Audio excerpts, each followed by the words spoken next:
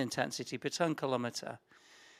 And allowing me as a transport operator to aggregate the information and provide it in that indicator form, it's not intrusive to me because they don't then get information about every single transport movement. It's an aggregated form which is a useful indicator, and then they can use it as an indicative value of everything that we are doing collaboratively. But you need to stick with it and keep explaining. You also need to prove to them that the world doesn't stop turning if they do share some information with you. Because that's the risk. They think, you know. Yeah, exactly. Thanks. Maybe, yeah. Oh, and we have a question from the audience. Thank you very much, Manfred Seitz, the NIB Commission. Congratulations to the great work. Really important. I think if you manage also to explain the methodology of the environmental impact calculator, that's important. But Henrike said also that there's an acceptance, yeah?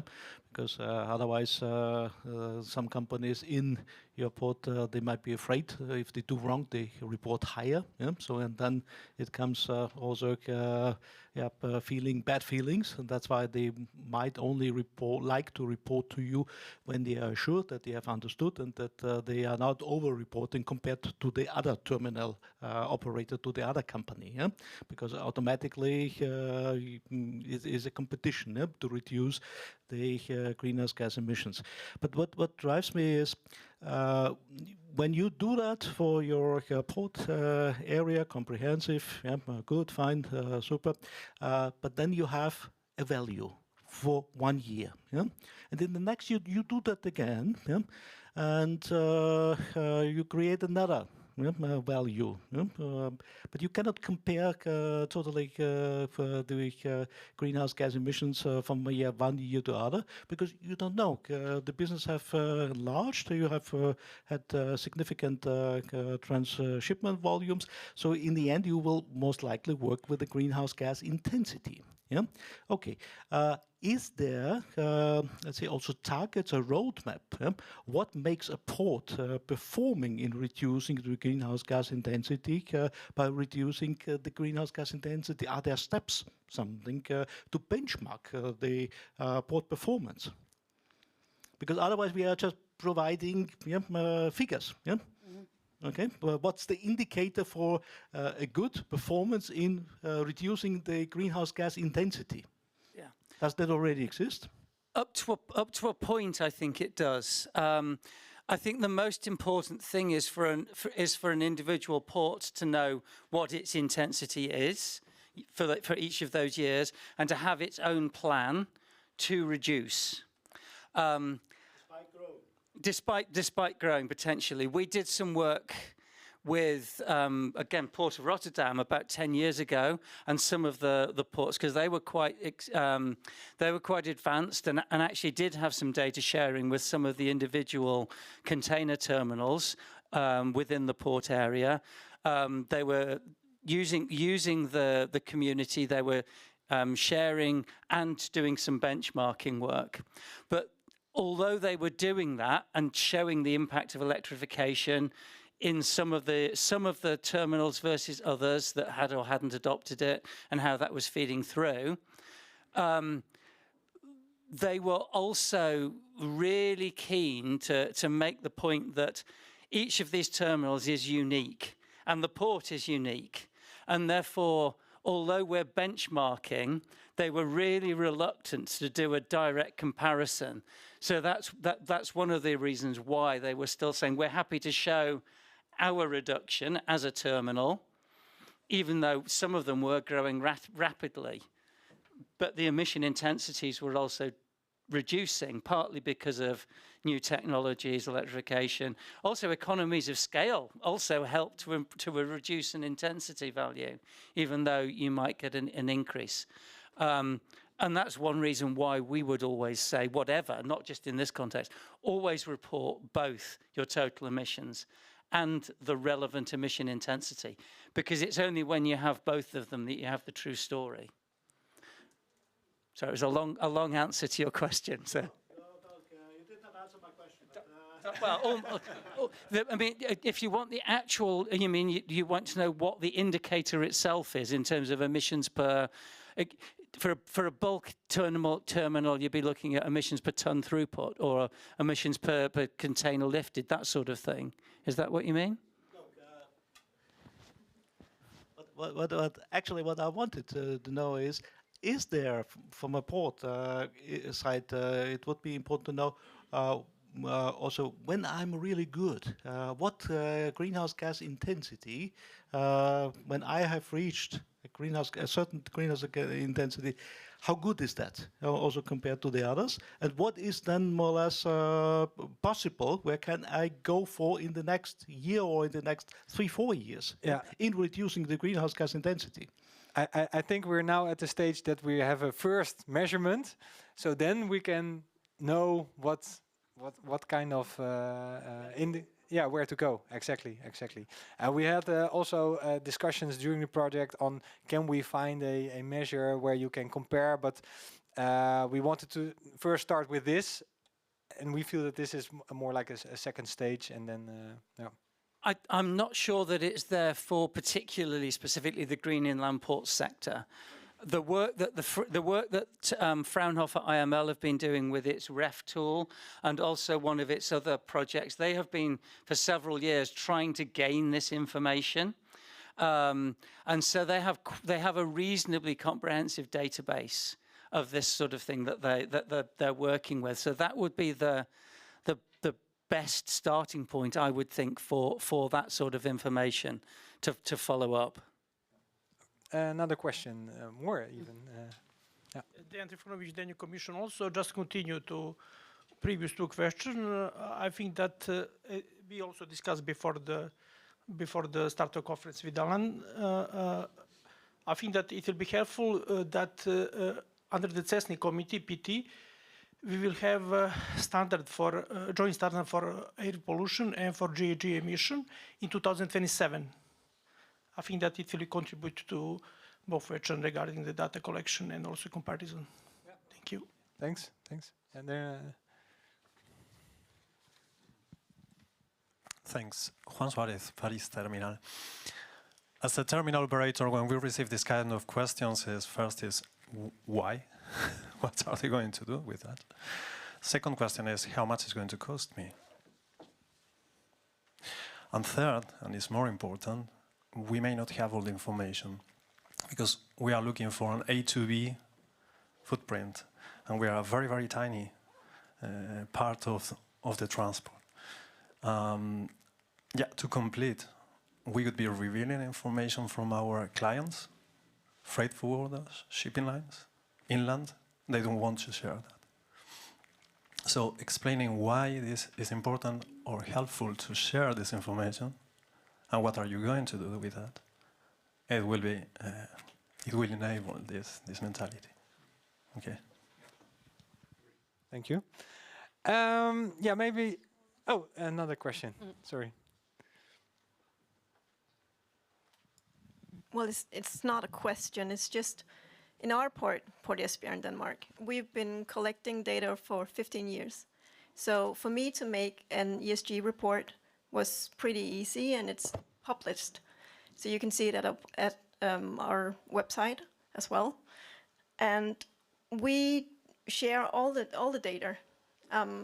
Someone just asked me a few days ago if they could have all of our data, and I just gave them permission to see it. Everything is just transparent for us. And it's not about being better or being a competitor, because everybody is on a journey to do better. And I think that every year you should set goals, and sometimes you just aim, and sometimes you get there. So I think just being so transparent as possible and motivate each other, see each other as not competitors, but someone who wants the green transition to work. So so just be as transparent as possible. Yeah. That's a great example. Thank you very much. To finalize this session, maybe a few last remarks from your sides. I was wondering, well, we've been discussing the tool a bit, and you see the added value. Can you give your final thought on what is your idea for the future? How will these kind of tools develop? Patricia.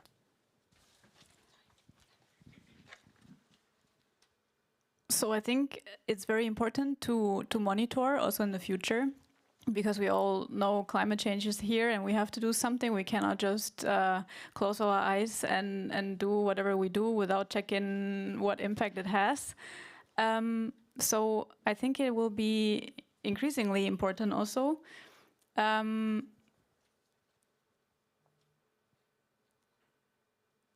But also important is to work together on as also you said before, we have to be transparent, we have to work together, otherwise we won't go anywhere, we won't be able to improve in the future. And yeah, I think that is for what I have to say for the moment. Thanks a lot. Henrika, what are your final thoughts? Well, I think the whole process pushed us in the port and the team of the port to really think about how we collect data and how we can manage, because I don't think it's a problem. The tool is great, and I think there are different tools that, depending on what you need, are just fine. But I think what the challenge is, and I was absolutely a part of what our colleague from Esbjerg said, I think we shouldn't be scared. We should be really eager to see how we can collect the data throughout the year, because right now it's still done manually in an Excel sheet, and the risk of being like maybe doing it wrong or someone leaving, and then where did you get the data from? So this like cleaning up our own port is, I think, I think we're doing, or the colleagues are already doing a really great job, but still this can be improved. And then together with a tool that develops even further, hopefully, I really, really hope that we can continue working this. I'm not sure how it's going to look like, but I'm happy and willing to take part of it and hopefully create a tool that we can really all work on. Yeah, that would be great. Thanks. Anne-Sophie, final thoughts. Yeah, so I think all of you've mentioned the most important things. We definitely need to work on the data availability and the data quality, and also on the real-time data availability. So the integration of sensors and platforms that are available for everyone in the port, maybe, or some extent available in the port for everyone. And definitely motivate our tenants, motivate our haulers, and also work on collaboration within the port area. Thank you. Alan. Yeah, I wanted to start going back to a little bit about the point on cost, because when we did our user survey a couple of years ago, everybody we spoke to have had to develop their own Excel tool, which took a lot of time and effort and obviously cost. So if there is a standard tool, hopefully that takes that away. There's a standard interface that they can use at a much lower cost starting point to get into it. They can focus more on the data. Moving beyond that standardization, so having those standard indicators for the communication, and that takes you into digitalization as well. About digitization requires on standard fields. So having a tool feeding into an interface between two organizations, and then that digitization not being just in inland waterway transport, but being across transport. And there are several projects looking at that. So again, not just thinking in an industry silo, but thinking more broadly, going back to the multimodal transport chain as a whole, and looking at integrating with an overall digitized system. There are plenty of things to keep us all busy, for sure. definitely. So still some way forward, but good that we have maybe set a standard where we can build on. So thanks to our speakers and panelists. Please give them a round of applause. And then I would like to give the floor again to Jasper.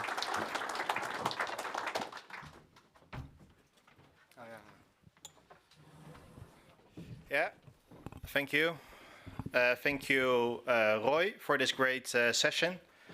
I think 3 years ago, you started this task with a lot of challenges. In the first year, collecting the data, it was not easy. We decided for the solution of the calculator. I think we can safely conclude it has been a successful conclusion.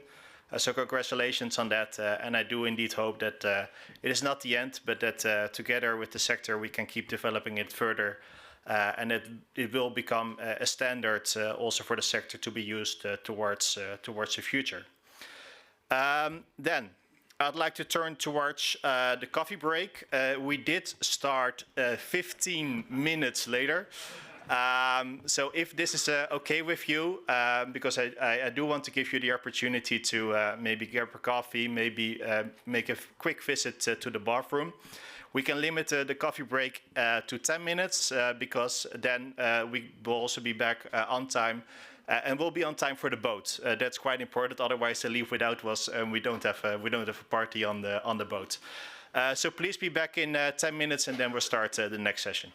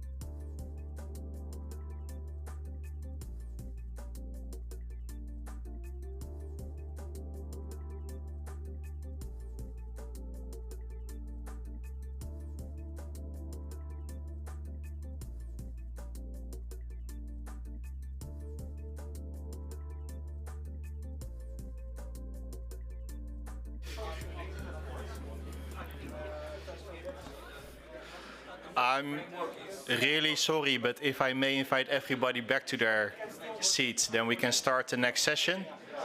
And you can continue your conversations tonight on the boat. So if everybody can please return, then we'll start again in 3 to 4 minutes.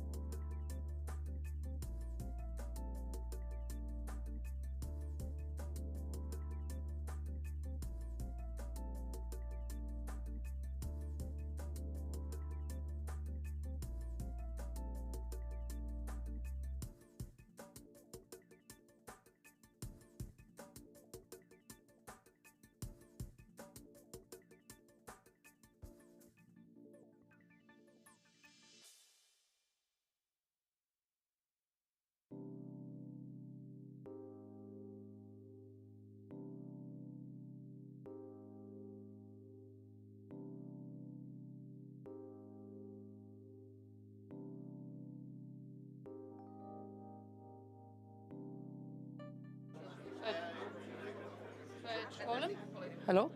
Hello, everybody. Hello. Hi.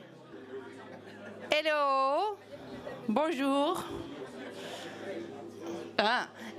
We have a lot of exchange tonight, I hope. Please don't use all your, how do you say in German, all your materials, with exchange now. Please come here back and sit down. Have a drink, take your drink, take your coffee. And we need to continue. Sorry. Thanks, Enrique. Next time I put you in charge if we have to keep the time. Let's start again. Let's start with our next session. Our next session is on the entire overview of environmental and sustainable management system tools produced as part of this project. So in the previous session, we focused on one tool, Now we are going to look at the entire range of tools produced by this project. Also, all of the outcomes from this project are coming back under this task. Again, a discussion with ports on board. So for the next 90 minutes, I'll give you in the safe hands of Joanna Corognotti from Pantea, who will be talking you through this session. So Joanna, please.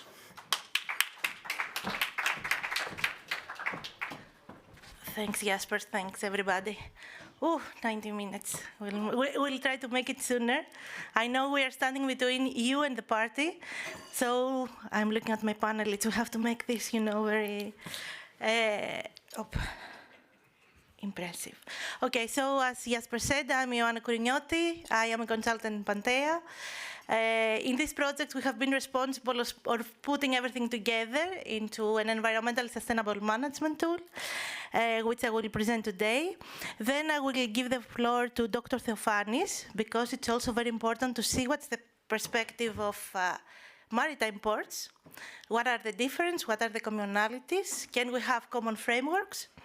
Then we have already applied the tool in almost 10 pilot ports. 3 of them will be in our panel today. And finally, last but not least, Mr. Dimov will have a very nice presentation on how we can find funding, how we can fund the energy transition. Okay. I think Roy already mentioned, when we started this project, if you see the proposal, we had a totally different idea of how the tools would be like, how the management system will be like. What was our task was to put together all the learnings from all the previous tasks, what Roy presented, what you will see tomorrow on the digitalization part, on the urban transport part, into a common framework. The Green Inland Ports, GRIP, ESMS, Environmental and Sustainable Management System. What is this? This is a quality management tool. We tried to make this as simple as possible. We were talking to ports and we realized that every inland port is different sizes, different activities, different capacity, very close to urban centers. So we needed a solution that could be easy to implement, adjustable to all types of ports. And also we followed a modular approach, so the port can gradually choose one by one the modules, apply them until a full application. Our system has 2 different pillars. The first one is called the Environmental Management System, where we look into the environmental sustainability. And the second one, the Smarter Sustainable Management System, talks about digitalization. So we see how ports can use digitalization to improve their business, not only their green or their environmental performance, but also their business performance. Now, we have in each of these pillars, the pillar 1, the environmental sustainable pillar, is the green one, the top one, and the digital and the sustainable management system is the blue one, the one below. Each of these pillars has 3 steps. What's the first thing that the port has to do? Go through a diagnosis, so where am I standing now? Roy already presented how to do the accounting of the emissions, but also we want to see how where it is standing in terms of environmental and digital maturity.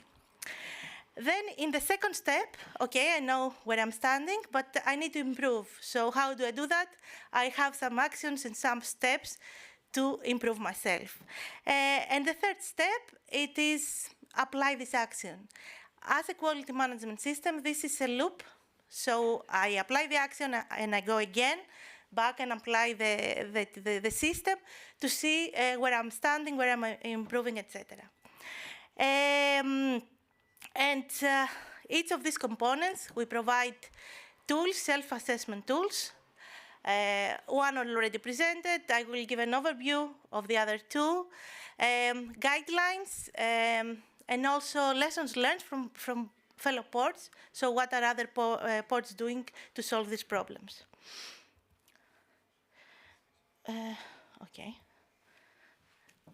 Which impacts do we look now? It has already been discussed in the previous session that most of our ports are landlord. So they are not able to basically control all of their emissions and impacts. So we identified 3 types of impacts. The first one deals with the circle of control, what the Port Authority produces. The electricity consumptions, how the employees commutes, etc. And for this, we have, of course, the environmental impact calculator, which can measure this, but we also offer a series of guidelines to help the Port Authority improve. Then we have the second circle, the circle of influence. These are impacts that the Port Authority can influence. For example, the tenants that they're within the port, the concessions. It can provide some policies that can influence what these companies do. And the outside circle, the circle of concerns, these are emissions, which, yeah, they're important for the ports, but basically they cannot do much to influence them. The vessels that go through the port, or maybe the trucks in and out. And for this, again, it can apply the calculator and get maybe at this stage some default values and have an idea how polluting are these types of impacts. Now, regarding the tools, the first one has already been presented, the Port Environmental Impact Calculator, so I'm not going to discuss about this. Then, I'm going back to the question that was asked before to Alan about the intensity and how we can benchmark. We saw that, yeah, you cannot classify ports based on the density. There are different types of activities, different sizes. So we looked into a more qualitative perspective. So we classified the ports basically on what they do. Are they aware of the regulations? Have they set actions? Do they have a sustainability strategy? Do they measure what they do to improve? And have they already done this cycle once? So is sustainability embedded in their business cycle? So for this, we developed the Environmental and Maturity Index tool. It is a self-assessment tool. The port replies to a series of questions and gets classified into 5 different levels. The first level being a port that has a basic understanding of the legislation. So basically, it moves in terms of sustainability only when the legislation says you have to do so. And ports in level 5, we see the ports that they are very environmental mature and that they have gone already through the cycle and sustainability is core in their business. Together with these levels, so the port assesses itself, we provide a set of guidelines, flexible guidelines to help the port design actions and a roadmap to go from one level to the other. A similar approach we follow, and for the digital component, the Digital Maturity Assessment Tool, DMAT. Again, we classify ports in 5 different levels. First level, the ports that basically everything's on paper. And the 5th level, the ports that they are integrated in the supply chain, and everything is basically electronic and real-time data, digital twins, etc. A high-tech port, I would say, inland port. I think Sasha tomorrow will go more in details into this. But again, we provide a series of guidelines for the ports to go from one level to the other, to design their own roadmap. What is there for the ports when they apply the SMS? The first was discussed already, so they can see, okay, I'm polluting, but how much, and which are the activities that they're really my hotspots. And then we provide these tools and the guidelines, so it is a means of classification. So it can understand where it's standing and how it can improve its performance. And of course, it is a way to have a roadmap, a strategy, And based on this strategy, it can start also looking into budget and how I can finance this, how I can finance this transition. So it's not like actions that come in response to regulations, or that they are not, okay, they don't have a sequence or a goal. There is a roadmap for this. And this could also be a beginning of a classification, accreditation of inland ports for the next steps, maybe. As we said, we applied this tool into 10 pilot ports. 8 have already completed, 2 are on the way. I will advertise here if you want. We have a couple of months, so we will be happy to apply in your ports, the final product. We try to talk to ports in different sizes, from different parts of Europe, in the Danube, in the Rhine.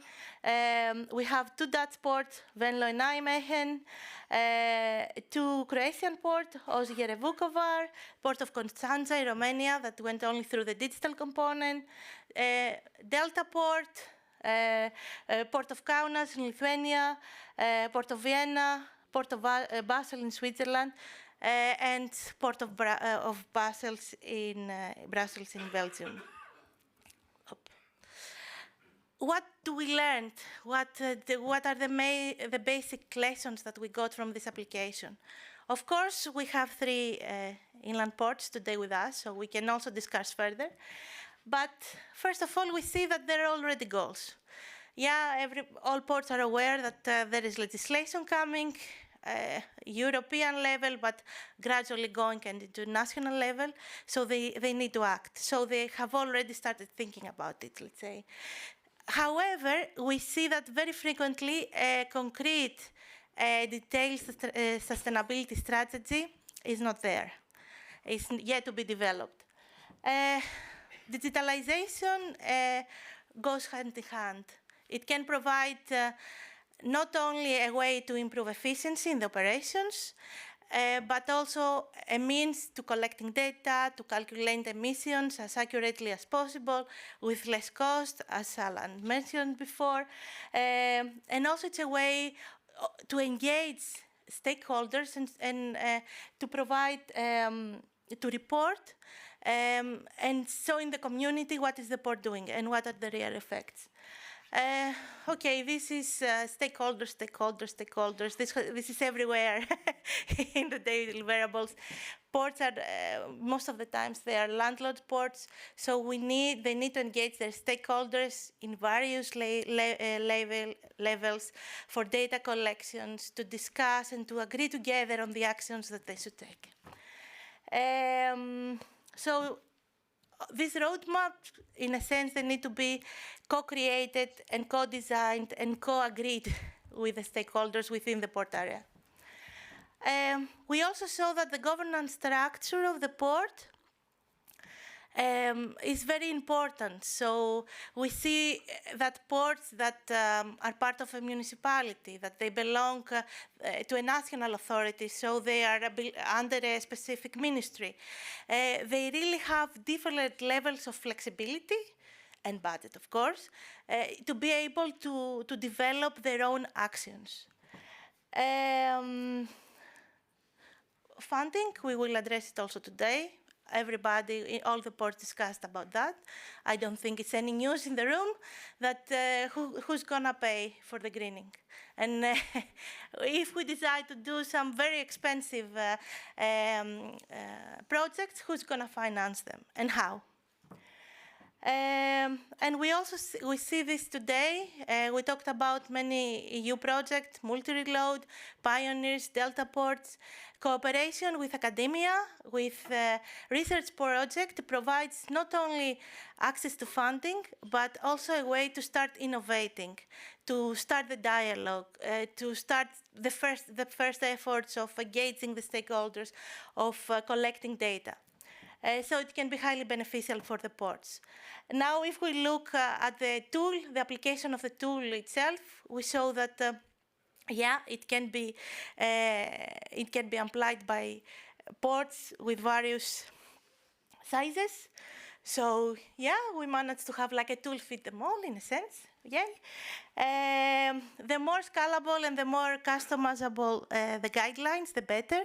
So ports can really translate them into their own reality, and they can use them to help them form a detailed roadmap, as detailed roadmap as possible. Yeah, and I think at this stage, most of the ports that we talked, they are looking into calculating the emissions. So tools that they help them monitor and calculate emissions are really, really important. It has already been discussed, so it is, I think, a very good step, at least to get them an idea, a first picture of what is happening within the port. Peter, I have used your quote. The time to act is now. So I stole this for Peter. Do you have any questions? I think I went also very fast. Then I will, let's talk about, let's see the maritime perspective. So the floor is to Dr. Theophanis. Thank you.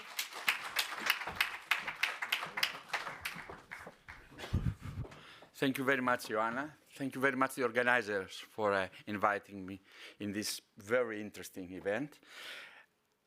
I would like to talk very, very briefly about a parallel study, which actually was a year earlier, much more lean in scope, which had to do with collecting and trying actually to exploit the green practices at the European seaports. Of course, complexity is much more evident in seaports, both in scope and in structure. So this was a consortium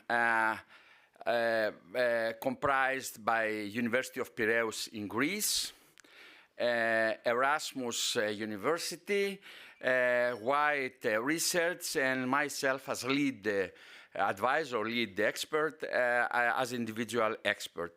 And this also was commissioned by the European Commission. The background and the context, 3 actually milestones: examine, identify, and aid.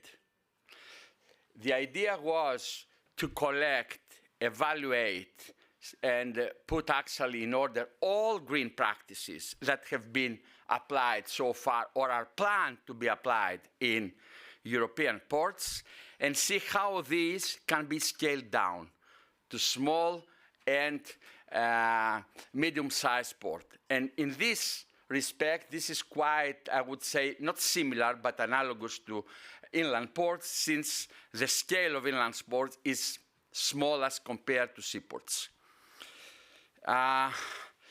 So the idea was the environmental effects of port activities, the legislation, and the impediments as far as examine in implementing green initiatives, then identify the factors affecting the capacity of greening of European seaports alongside economic development, and then aid through knowledge sharing and provide insights into adaptable strategies.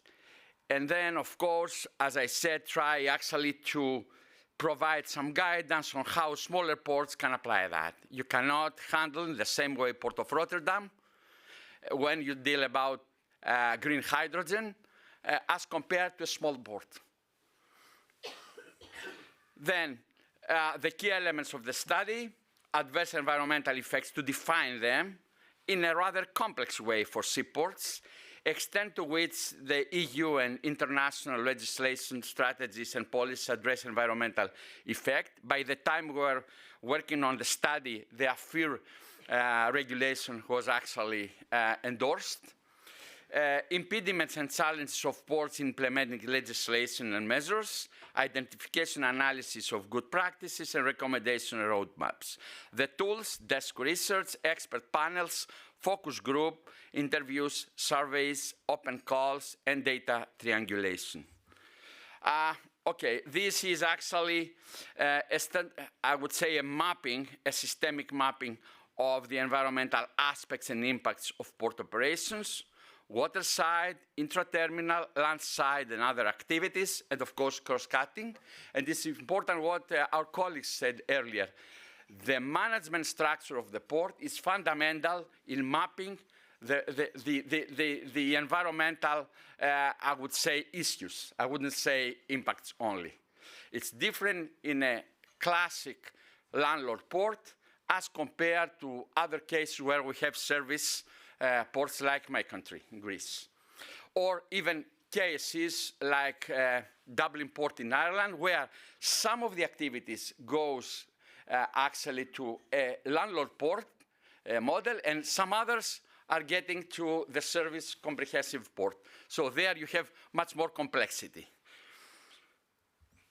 The environmental aspects and impacts of port operations, I will not get that much to that because I think you have uploaded the presentation, and the study itself is accessible. There is a link in the European Commission's actual website to download the executive summary, and not only that, all the other material, I guess.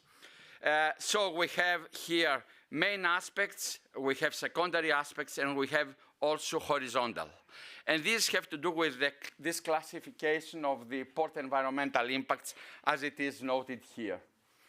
Air pollution, water pollution, land contamination, health and safety issues, habitat disturbance and biodiversity loss, a very important issue that we do neglect many times, and depletion of non-renewable sources. Factors affecting the greening capacity of ports, there are 4 actually milestones, 4 key criteria. Cargo and passenger handling capacity, this is very important, and this has to do with the scale, not only the scale of activities, but the scale also of environmental challenges, I would say, not only impacts. Second, the geographical location, whether we have a port that combines with a delta of a river, and what is actually the extent there. And not only that, the proximity to networks and things like that. Then the multiplicity of activity. You may have a small port, but with multifunctional port, with many, many different activities in small scales, or one dominant and other smaller, depending on the case. I think that colleagues have mentioned that, regarding that there is no second port that is actually identical to one that you consider at the time. And then fourth, the financial capacity and administrative and management scale. I rush on that. Good practices, taxonomy and category of good practices, along with the number in parentheses, which indicates the number of cases we have reviewed. A very extensive effort, at least, to review a lot. Factors affecting the greening, the scale and complexity, I will not get into detail, technology transfer, capacity building, and financial considerations at the end of the day, which is not the last, but is the most important in certain cases. Roadmap of greening. The roadmap, I think, was one of the contributions of the study. 3, in certain cases, I would say that meets actually the same components as those that Ioanna has presented earlier: policy and target setting, measure assessment prioritization, monitoring and reporting, these 3 milestones. Now, if you get to the 3 milestones, you have components: awareness of legislative context and motivation. Then you have these 7 main important things in measurement, assessment, prioritization. And then, last but not least, okay, you apply something. How then you continue on that, how you monitor and how you report, and how you report in an effective and neutral way. And another important thing, how you benchmark. The thing that you raised actually regarding GSG calculation earlier. This is the roadmap in more detailed in a very, very detail. I wouldn't actually consume our time here, but this is important. One of the important contributions of this study was actually to get this one and try in a small port, say in a small Aegean seaport, and see, okay, that works or not. And even if you take the case of your calculator for river ports, you can adapt that to a small island port where things are getting in a similar in scale but different in structure case study. Good practice areas. We have actually focused on 5 areas: biodiversity protection and restoration, alternative fuels, big thing, for various reasons, port electrification and energy management. I will show you details of that only later on. Just one slide. Waste management and circular economy. I will just have a selected case study, which is the port electrification and energy management. This is important. What we have done, several good practices categories, objective to mitigate and potentially eliminate aspects related to the use of diesel and other petroleum-based fuels. Some of the good practices have been developed and applied as standalone practice. Others have been combined in the form of a chaining sequence, and I will focus on the chaining sequence, and then significant potential of reducing pollutants in port environment. And very important thing that we often, quite often neglect is what we called in the study the chaining process. You may have a good green practice, but then upstream and downstream, you may have actually dirty practices. If you use electricity for OPS, but the source of electricity is actually black, then what is the matter? At the end of the day, if you get the well to the activity calculation, doesn't make any sense. This is fundamental. And the reason we state that is that many times, actually, ports are showing practices which are clean, but then you have to trace upstream and downstream. Okay, this is an example of port electrification energy management analysis summarized. 4 areas: shore-side electricity, onshore power supply. Interesting cases, the port of Kiel, where we have variable OPS use charging scheme, depending on the variation of the price of electricity that the port buys, actually. Okay, you know how complicated it is now, the way that they charge actually electricity is very complicated. It's an issue which is not time now to discuss, but this was the case that they approached. The Port of Aarhus, they had port use promoting the use of OPS. So if you use the OPS, then you get some preferential treatment as far as your tariffs, your berthing tariffs are concerned. And then the Port of Gävle was actually a port where they had OPS even beyond the 2 areas of passenger vessels, including cruise vessels and container vessels. They had even for tankers. Small relatively port. Interesting effort in the area of environmental aspects. Port equipment electrification. Here you can see that we have actually very big things. For instance, we have the APMT and Dubai Port Wells, the 2 global terminal operators, that they have actually made a joint effort to initiate, to make the container handling equipment application effective.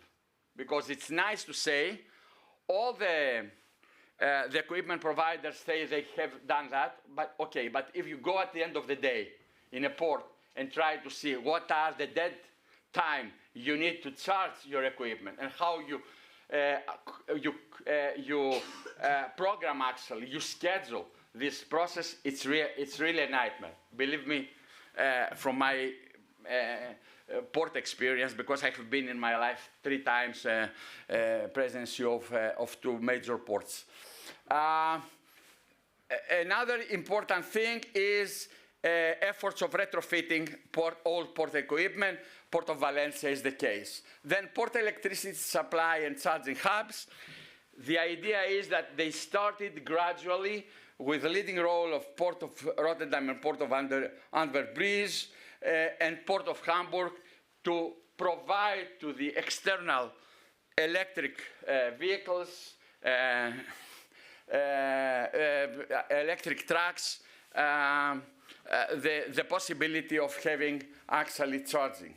Energy and supply consumption. Here, an issue that has been addressed is the grid congestion management in the Port of Rotterdam. Very fundamental issue. In Port of Piraeus, I have been in the past presidency of the port, a major port, the fifth in Europe, the second in Mediterranean. As far as the cruise terminal is concerned, it's impossible at the moment. Why is that? Because the grid capacity is inadequate. So you cannot actually address that, though you have money and planning to install OPS. Energy recovery, very interesting thing. Small amount, but very interesting, particularly from the operation of the quayside gantry cranes. I will not get into details. And of course, energy management, which is fundamental, and which means optimization of operations. Summary and main takeaways. 2 minutes, I need more. Stakeholder engagement, you said that. Very, very important thing. Regional cooperation. I would throw an idea here. You have done a very good job as far as inland ports are concerned. The next step for me is to combine the efforts between the seaport and the upstream river ports. This is fundamental. And see that as a system. Financial strategies, again, it's a very, very interesting thing. The study actually discusses that in more detail. Innovation, changing approaches. Changing approaches is a fundamental issue. Whether you upstream or downstream, you keep this effort of having sustainable solutions. New technologies and scaling initiatives. Something that is nice, as I said earlier, with green hydrogen production in Port of Rotterdam, cannot work in a medium-sized port. Key messages. Transitioning to alternative fuels requires substantial investment and regulatory support, with strategies enabling small ports to participate through developing synergies. You cannot consider that in a medium-sized port, like Thessaloniki, for instance, which is the biggest port in South Europe and Balkans. You cannot do that. I have a personal experience. Electrification of port equipment is widespread, requiring standardization and support. Keep these 2 words, standardization and support. You know, we're an industry that, apart from the calculation of the GHG, we do not have an ISO standard. There's no ISO standard in the port industry. Now they started an effort, and the Chinese are leading this effort. Third, onshore power supply adoption is advancing. Effective waste management integrates strategies for hazardous and non-hazardous waste, leveraging modern technology, stakeholder engagement and alignment. And circular economy initiatives are really interesting, and there are some which are really innovative. 1 or 2 in the Port of Rotterdam. Recommendations. Study specifically the scale application limitations of applying green initiatives. Do not just copy them. Build upon existing initiatives, enhance access to funding mechanisms, and this is a big challenge for the Commission as well, to be honest. Fourth, facilitate knowledge-sharing initiatives and partnerships. Foster collaborative platform. In this one, a very, very important issue is exchange of information, of data. This is a fundamental hindrance, I would say, to that. Foster collaborative platforms of bringing together port stakeholders and industry partners. You said that, you mentioned Ioanna. And then advocate for policies that incentivize and support sustainable initiatives across the maritime sector. Ship owners and ship operators are not that easy, actually, to be attracted. And you need to give them a real incentive. Otherwise, they say, OK, why I have to do that? And that's finalize my presentations. Thank you so much for your attention.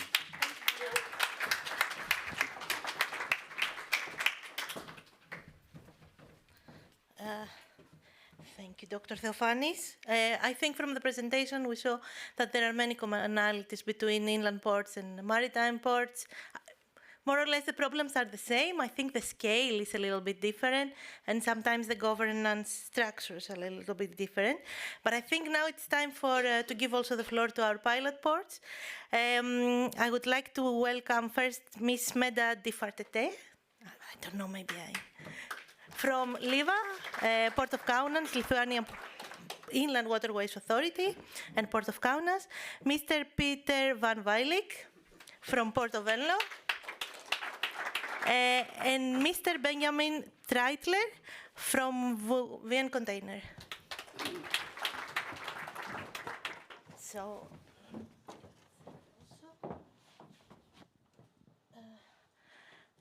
welcome. Thank you all of you for your support of the projects and from the application.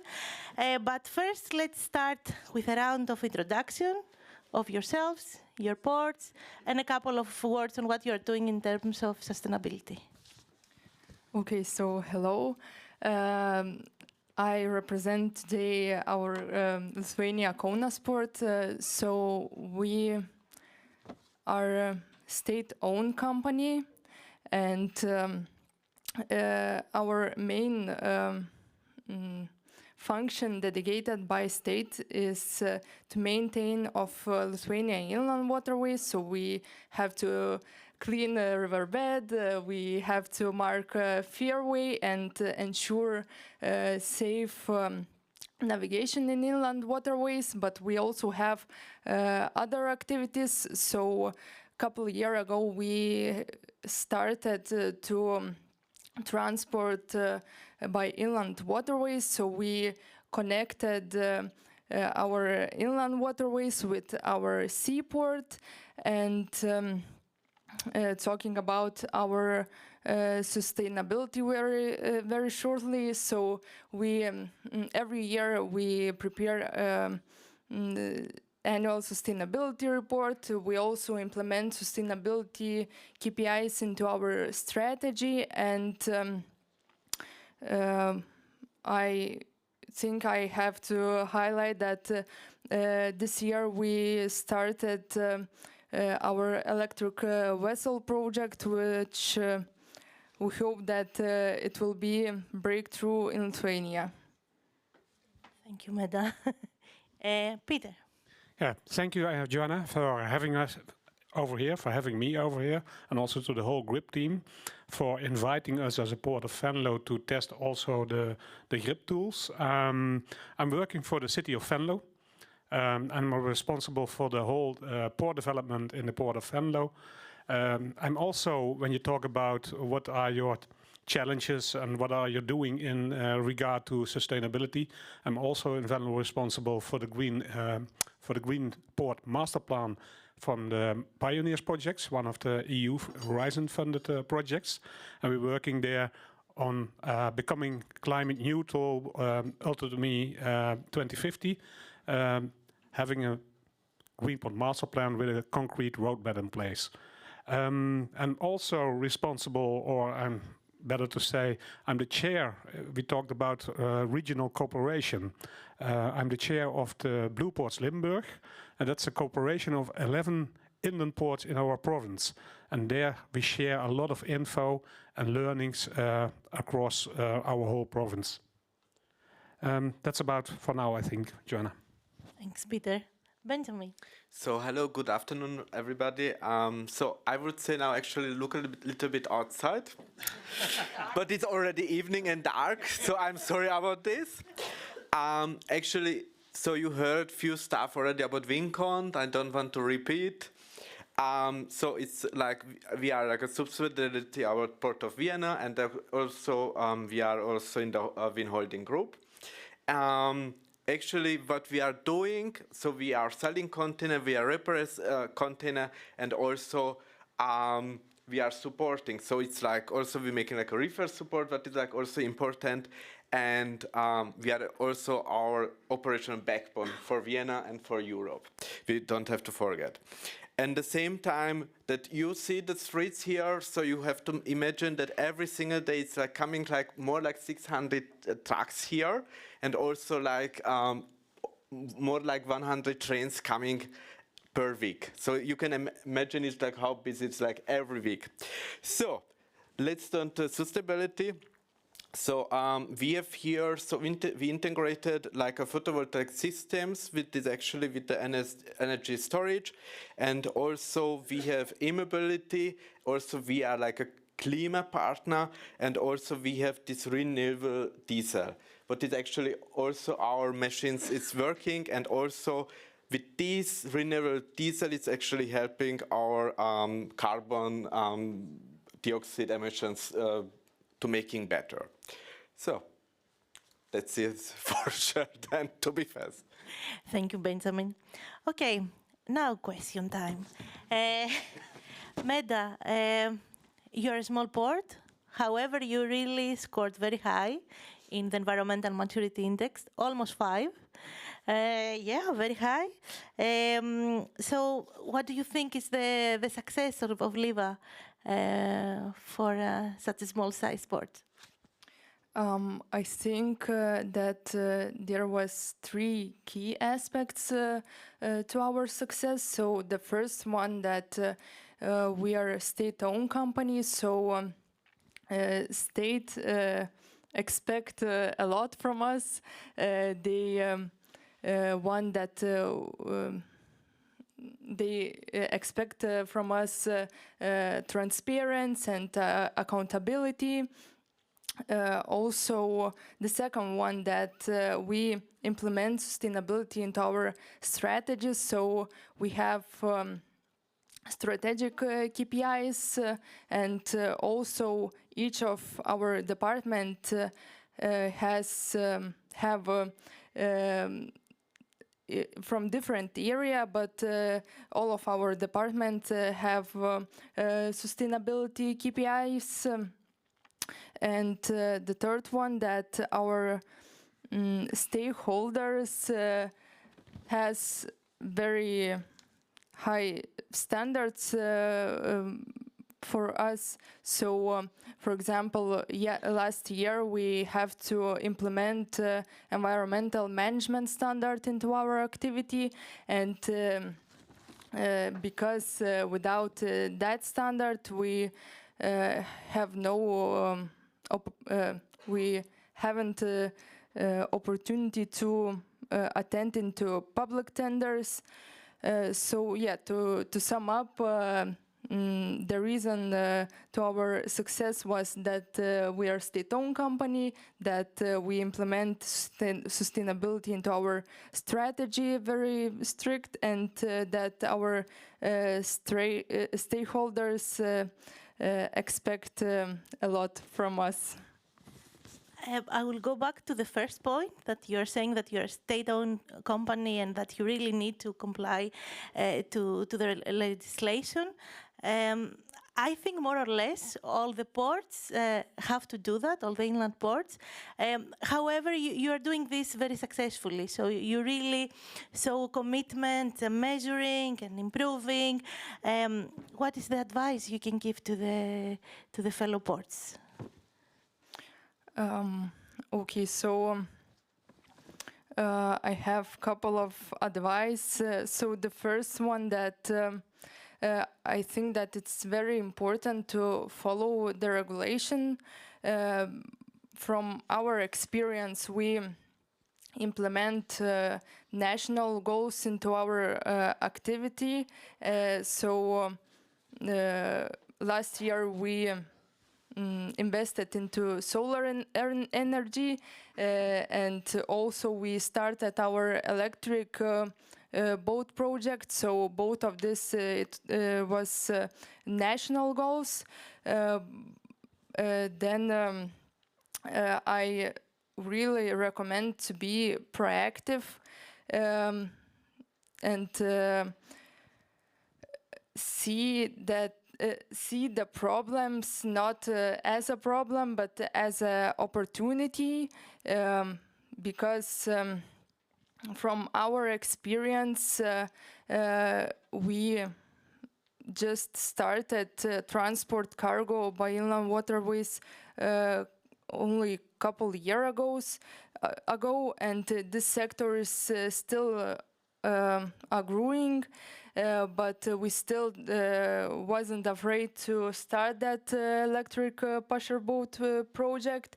And lastly, I think it's very important for every company to be consistent, because even if you go small step, you can create, you can make very big progress in your company. And when you start to implement sustainability into your actions, in that way you learn your employees that this is important for you, and you create that mindset for your whole employees, and you also create new habits for them. So, yeah.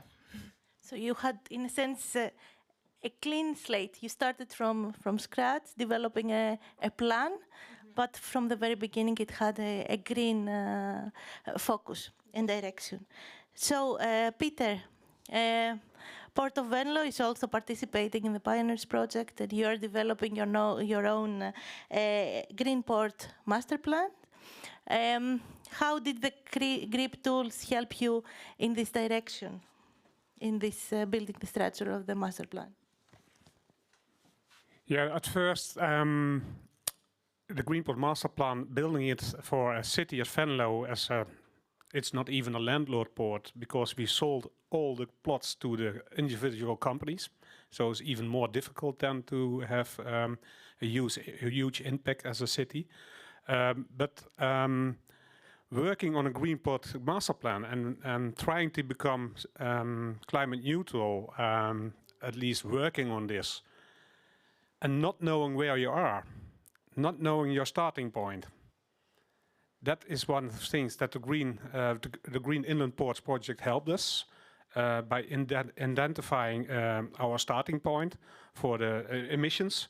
So that was really important. And also get a view of where we stand in our digitization trajectory, I would say. That helped us to have a starting point for the Green Port Master Plan. And it also helped us discussing about the CO2 emissions. We talked about stakeholder involvement. It helped us to get in contact with the stakeholders, because we talked about it in the first panel session about data availability. And what we did in this context was reaching out to 10 individual companies in the port area. And we asked them, of course, to share the data. And they're not willing to do that at first. But we created more or less a win-win situation. That we told them, okay, when you gave us the data or gave it to the University of Maastricht, they calculated it together also with the GRIP tools. We used it also for this and gave them back insights in their own CO2 emissions. And that was the reason for the companies, our stakeholders, to get involved in the GRIP tools and also in the Green Port Master Plan. Okay, yeah, that's interesting. So there is, as you said, a win-win situation for the stakeholders. And I think you already replied to my second question on how you prioritize the stakeholder engagement. Do you have any more lessons again learned? Because I know you really work with them very closely. It's I think in a small port is possible. We're working together in Pioneers with the port of Antwerp-Bruges with far over 1,000 stakeholders. In our port, we have 150 companies. And from those 150, I think there are 20 to 30 the most important companies. And we know them all. So one-to-one conversations with them is, I think, key to stay in contact with them and to get them involved in becoming more climate neutral or in other solutions. So that's one part of the stakeholder involvement, but that's on the local level. I already explained that we are in our province working together in Blue Ports Limburg, but also on a national level it's important. I believe Professor Theophanes, Dr. Theophanes mentioned it. Working on corridors is also very important, and that's a program we have in the Netherlands, Top Corridors, that we are working already for many years, even decades, together with the Port of Rotterdam and all the ports along the River the Maas. And it helps us to have a better understanding what happens between the Port of Rotterdam and in our ports. So when you talk about stakeholder involvement, it's multidimensional, I would say. Locally, regional, and also national. And maybe even international, working together in projects like GRIP or Pioneers. Yeah, thank you. That's a very nice takeaway, I think, from the session. Benjamin, VN-Cont works very closely with VN-Hafen. We were discussing together, you were completed together the tool, exchanging continuously data, discussing about the initiatives, and how does this collaboration work in practice, and what makes it so effective? So first of all, I have to mention I have a really nice colleague and a good colleague, Henrike. I'm actually at VN-Cont since April this year, so kind of like new in this kind of role. And I really liked that when we was working together, we shared the work, and it was every time it's like she said that the first time when we met, if you have any questions, ask. If you ask something, it's not a stupid question. Don't worry about this. We will make it together. And of course, I learned a lot because this kind of data changes what we was making together. You actually, first of all, you have to learn, okay, which data you have to really put inside this calculator, what you can use and what you cannot use. And yeah, actually, so it was helping us and also for VN-Cont, so that you can see when you was putting in this tool the data, that if we are in the right track or what we should actually improve in the future. So it really gives you also an input, yeah. And I think we discussed a lot that there is always need for support to know what we need to fill in when and which information is really necessary. And I know that you have already been implementing some sustainability actions. Yeah. And did the results of the tool help you reassess these actions? And do you plan to use it in the future? I mean, of course. So I think every time it's like you never ending with learning. This is also with my side. And of course, in the future, we said we want to use. Of course, we said with this databases annually that actually more improving in the future. And of course, then we can see when we making more calculations if we are really in the right track.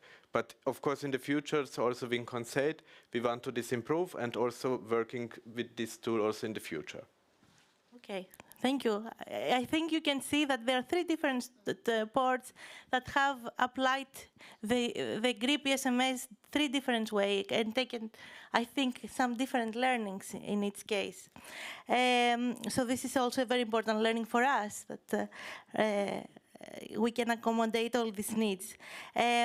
Now, looking into the future, what are your next steps in terms of sustainability? We have also here some representatives from the Commission. And in which areas would you like further support? Please don't say yet funding. Leave it for next. For example, you need more policy guidance, maybe more collaboration with other ports, more research projects. This is a question for all of you, so Meda, you go first. Okay, I can start. Our next step in sustainability, we will try to implement as much as we can results of this project into our activity. So at first, I think we will focus on our CO2 emissions because we count emissions in general, and now we have to try count emissions by each activity. Also, I think that we will look for digital solutions which will be suitable for our activity and for our port.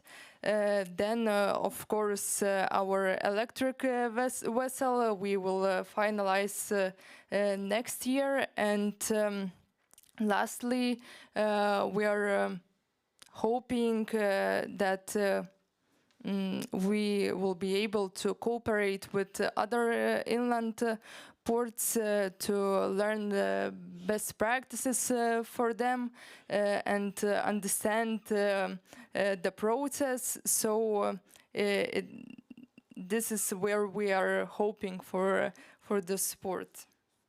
Peter? Yeah, thank you. Yeah, funding.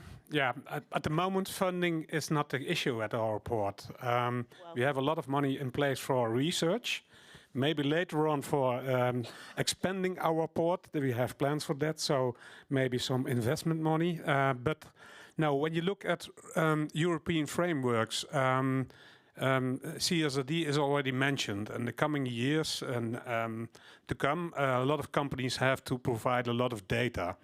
And when you look at, especially at the greenhouse gas footprinting calculations, it's also hard, I already mentioned this, to get the data.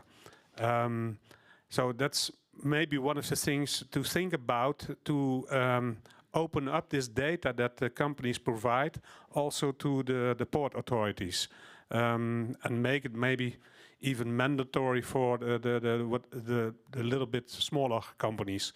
But the most important, what is lacking when we were working on this topic, is a European framework for port areas. It was already mentioned, I believe, in the first panel session.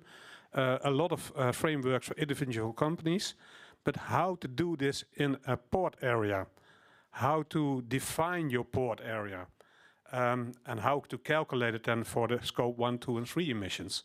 I think that's a special. I think that could be the next European framework for inland ports. Interesting. And Benjamin? So thank you. You almost mentioned everything, also what we are planning. So thank you for for that. All good. So actually, so the thing is, of course, also the carbon dioxide emissions we want to bring to zero.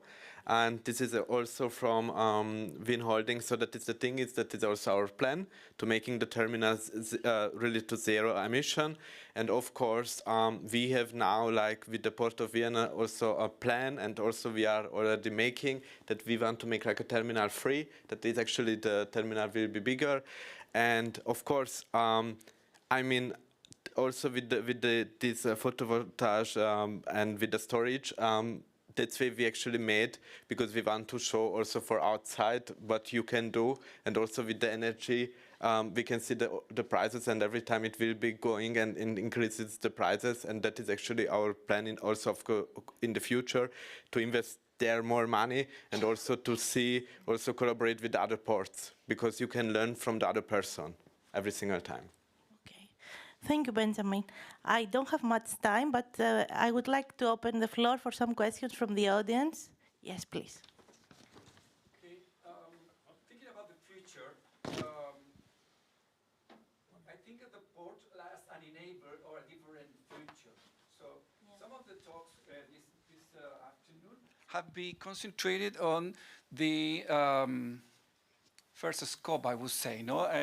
How can we change the way that we the emissions of the actual operation of the port do?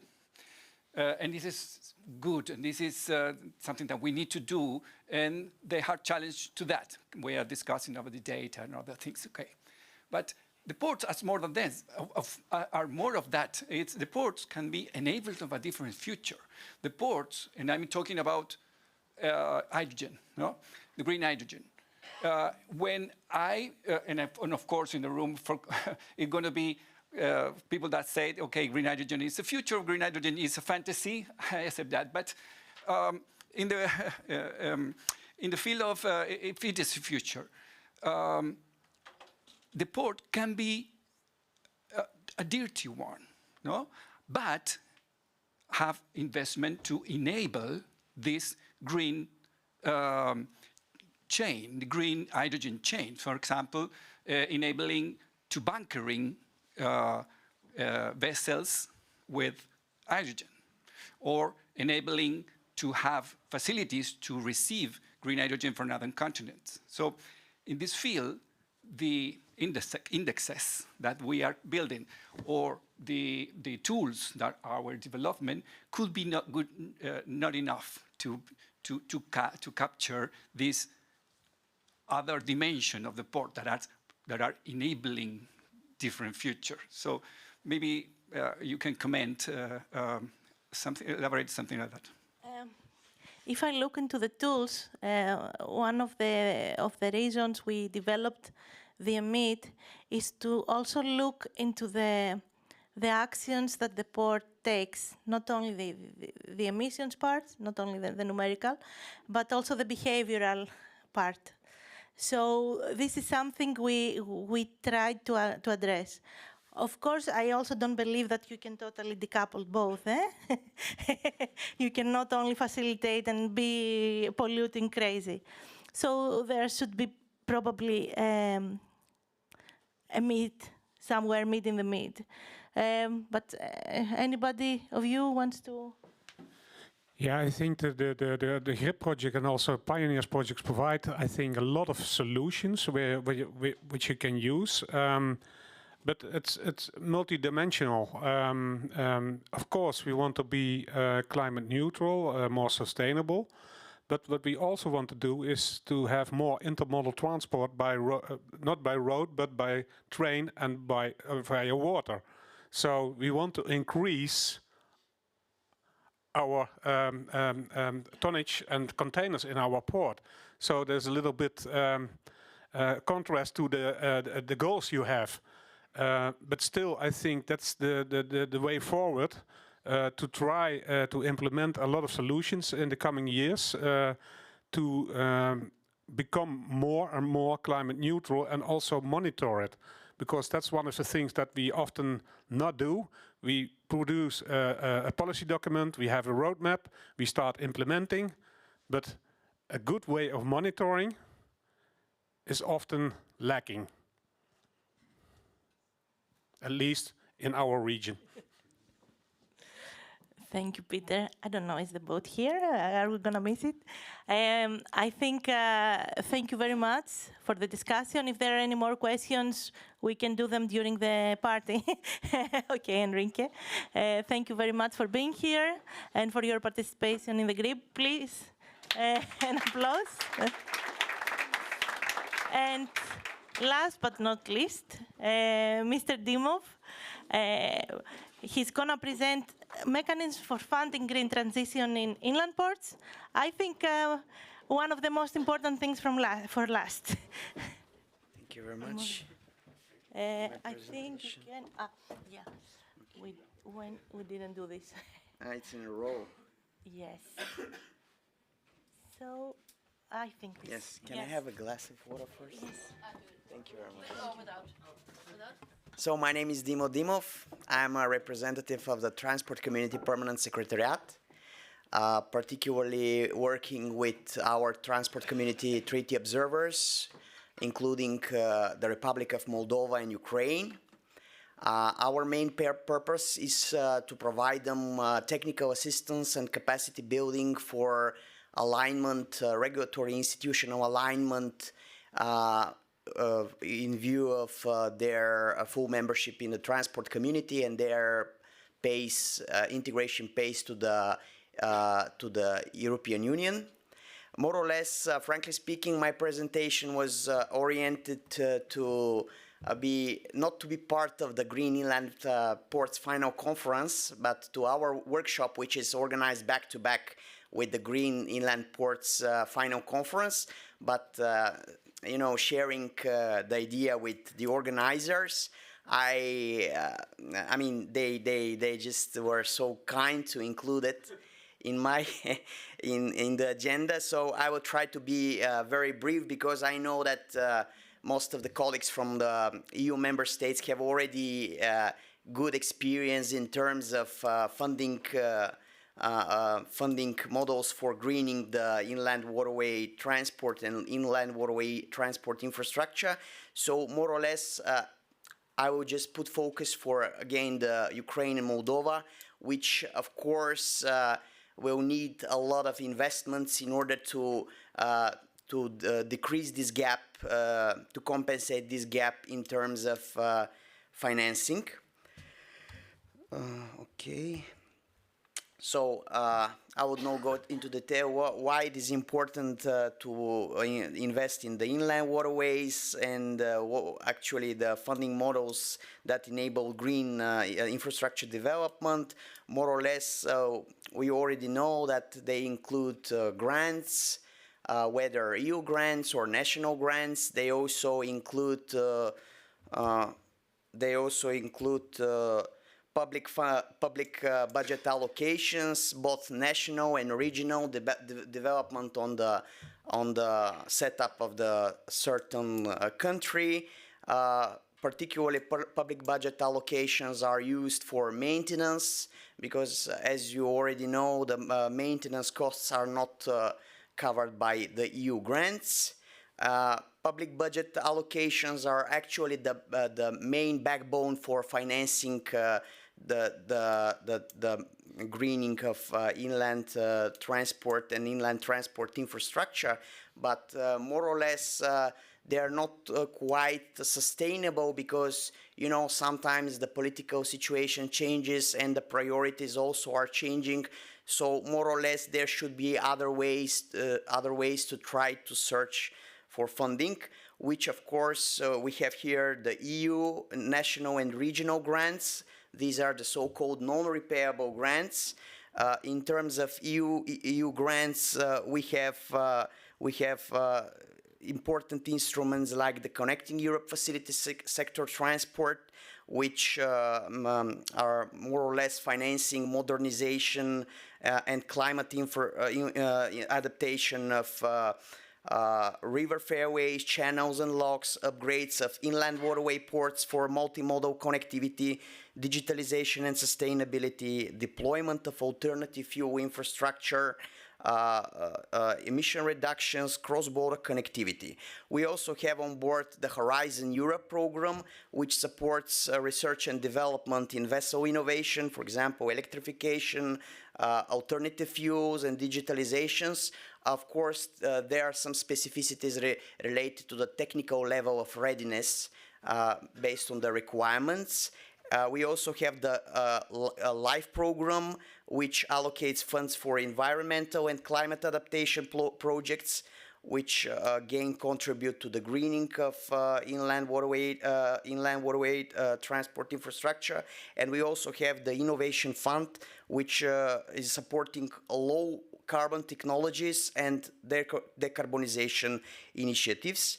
So more or less, EU grants are essential for initiating projects that lack immediate commercial and financial viability. So they are considered as a seed capital in order to amplify the potential ideas. And of course, based on the benefits, there are also challenges related to the administrative burden in terms of project preparation, in terms of sufficient time for approval of the certain project idea, and after that complexities related to implementation, including procurements, awarding of contracts, contract management and implementation, etc. So the same refers to the national and regional grants, although they are more flexible and they can be easily adapted based on the needs, and particularly they are used in certain EU member states for fleet modernization, modal shift incentives, for example, from road to waterborne transport, in our case, inland waterway transport, also emission reduction and environmental compliance. So they're effective in promoting, as I said, modal shift. However, their availability depends again on national policy priorities, and budgetary health. Therefore, we should attract private investors. Here we have the public-private partnerships. More or less, we have different models like design, build, finance, operate, maintain, or build, operate, transfer, or availability payments, or concession models. I will not go into detail. So more or less, the public-private partnerships are aimed to accelerate project delivery and introduce efficiency. We also have revenue-generating models. Their revenue-generating models are vital for financial sustainability. However, fee structure must balance cost recovery with competitiveness. And we also have blended finance models, which combine grants with low-interest loans or guarantees. And of course, we have some innovative mechanisms, including commercial value capture. This includes retail and real estate near waterways, and also land value capture, increasing, for example, the taxes based on the improved infrastructure. So that's all from me. There are some case studies and good practices. I have included the Green Inland Ports initiatives because it could be, cited quite well as a good practice, even I would say one of the best practices. We also have the Merlin project, which is a Horizon-funded project, the Fairway Danube 2 project, and of course the Flanders Quay Wall construction funded via public-private partnership. Thank you for the attention.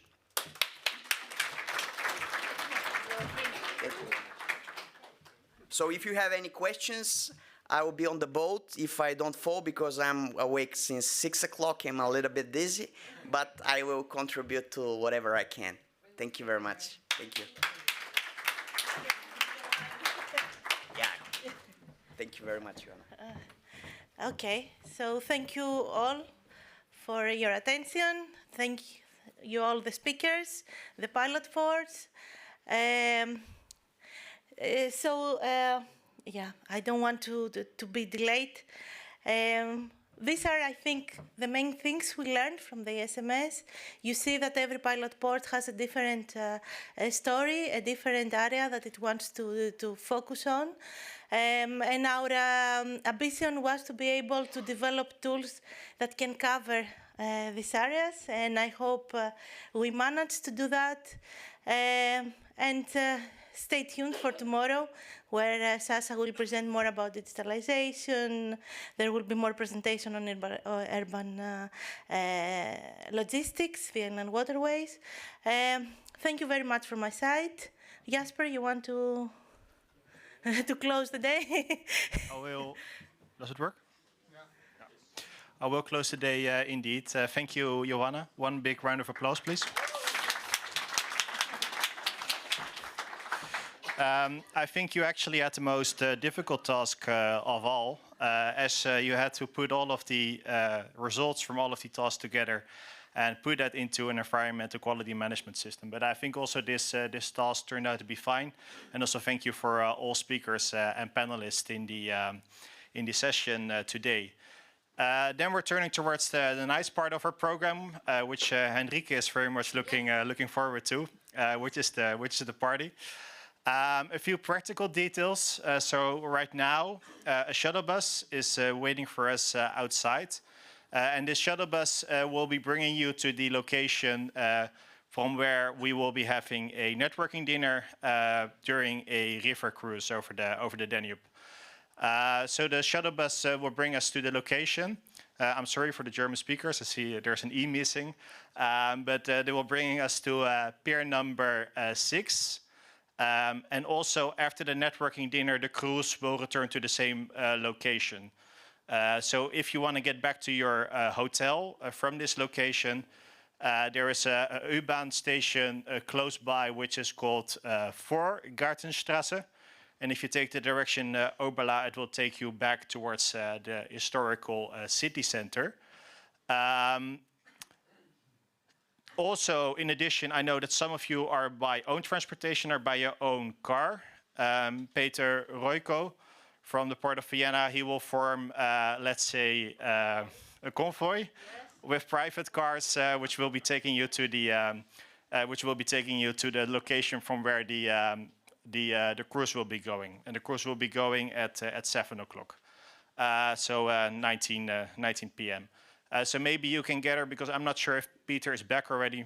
Gather with you, Henrike. Is that a good idea if you're with own transportation? Yeah. Do you need a microphone? No, I'm just saying if anyone wants to leave his car here, this is also be possible. But I would give him a Visitenkarte, a card for the car. But you can definitely leave it here overnight if you want. Perfect. I think these are all the details that you need. So I thank you for participating today. I would also like to thank the online participants and wish you a very nice evening as well. I hope we will have a good time on the boat, but I think that will be fine. Tomorrow we will start at 9 o'clock. We will not start at 9 o'clock. The welcome coffee will start at 9 o'clock.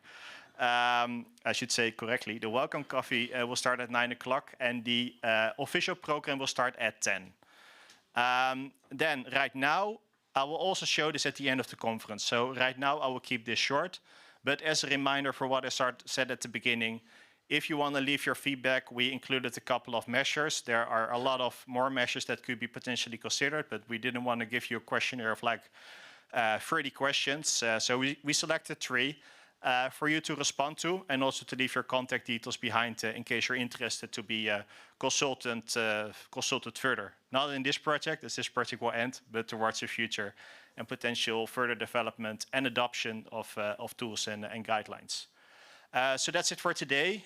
See you. Hope you have a fun time. And then, Henrike, should I give you the microphone? Yeah. The team downstairs just informed me that we don't panic, but we should hurry up because the bus are leaving at sharp 6 p.m. So that's in 15 minutes. But don't worry, we will have your codes. You can still go to the toilet, and then please go downstairs as soon, because over there at the ship we have everything. We have toilets, we have drinks, we have food. So just go, and yes, looking forward to what the team said, we have to hurry. Thank you.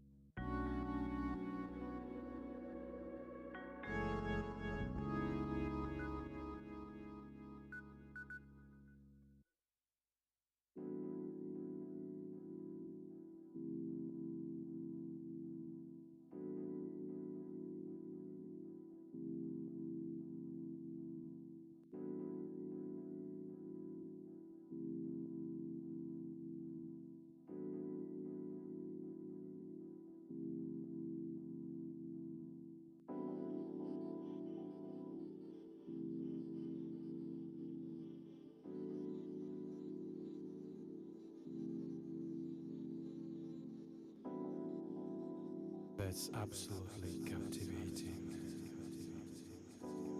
Yeah, those candles bring calm and serenity.